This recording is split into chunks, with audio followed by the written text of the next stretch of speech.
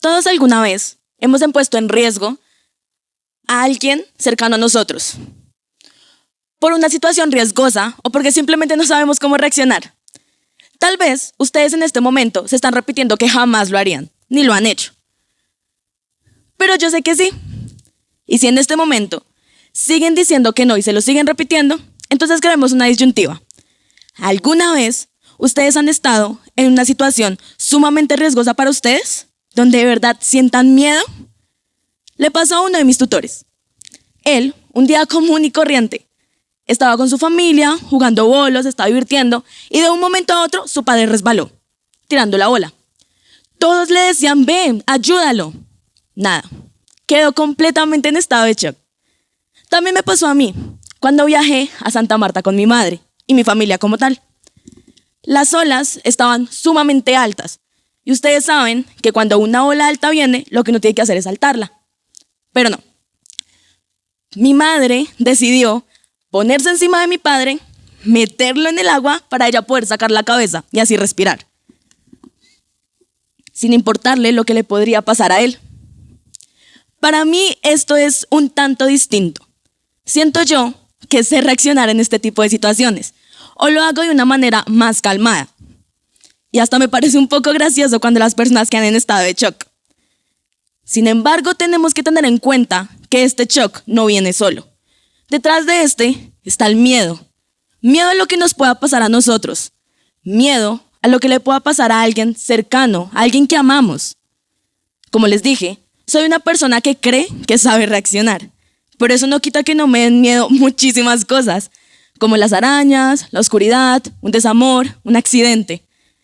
Entonces, eso me hizo generarme la pregunta de ¿qué te hace controlar, manejar este miedo? Llevo 1 año haciendo este proceso de TED. El año pasado generé mi primera charla donde hablaba de la tranquilidad en la intranquilidad.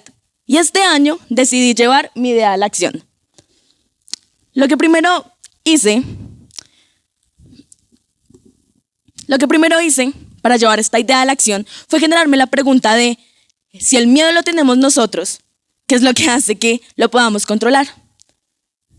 Y generé una especie de pasos. Primero que nada, y aunque parece algo muy lógico, es identificar nuestro miedo. Puntualmente, ¿a qué le tenemos? Oscuridad, arañas, desamor, miedo a hablar en público o miedo a la soledad. Cuando ya sabemos puntualmente a qué es lo que le tenemos miedo, entonces debemos aprender todo sobre este miedo y a seguirlo delimitando. Poco a poco nos daremos cuenta que no es que le tengamos miedo a hablar en público, sino miedo a qué clase de opiniones puedo generar. Y tampoco le tenemos miedo a la soledad, sino a no tener con quién compartir esos momentos importantes para nosotros. Después tenemos que generar un contexto donde sepamos absolutamente todo y sepamos llevarlo. Entonces, ¿dónde te encontrarás en el momento de enfrentar tus miedos? ¿Será en un auditorio lleno de personas? ¿O será en un apartamento completamente sola?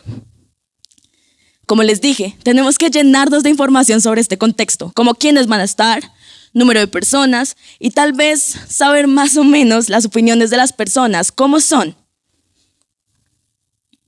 Después de esto, ya tendrás un plan B, pues sabes todo sobre tu miedo. Sabrás qué hacer, cómo reaccionar si algo en el contexto llega a fallar. También hay que pensar en los beneficios que enfrentar tu miedo te va a generar a ti. Como por ejemplo, no volver a decirle no a un plan que hagas con tus amigos donde tengas que enfrentar dicho terror. O expresarte mejor hacia las personas porque sabes que puedes combatir ese miedo que no te maneja a ti. Ahora ustedes se preguntarán, ¿de dónde saqué toda esta información que les estoy brindando en este momento? Bueno, lo que primero que hice fue convencer a 2 personas muy cercanas a mí a enfrentar sus miedos. Pero el recorrido no fue sencillo. Primero pensé en una de mis amigas. Lo que quería era primero que nada saber su miedo. Lo que a ella le temía era que le rompieran el corazón. Entonces lo que hice, o lo que quería hacer básicamente, era escribirle a uno de mis amigos, que él la llamara, la enamorara básicamente. Y cuando ella estuviera completamente enamorada, él le rompiera el corazón y se fuera así sin más. Eso fue algo inhumano y obviamente no se pudo dar. Sin embargo, a 2 personas muy cercanas a mí sí las pude convencer.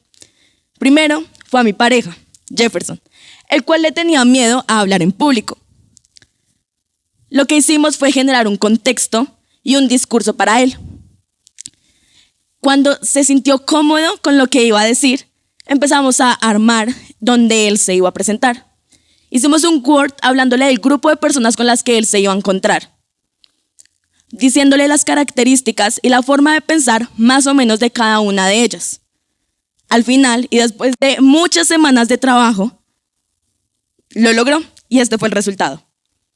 La persona que se siente identificada al final, levante la mano, por favor. O las personas, no tienen que ser solo las personas que se sienten identificadas, podrían, por favor. Entonces, dice, tienes una persona. Como pueden ver, él logró hablar con un grupo de personas de un tema que a él le apasionaba, cosa que él jamás había podido hacer. Por otro lado está el caso de mi hermana. Con ella fuimos un poquito más extremistas. Lo que hicimos, y ella, con miedo a la soledad, la mandamos a un apartamento, a vivir completamente sola por toda una semana. Sí, da miedo. Ella primero que nada, obviamente sentía muchísimo miedo.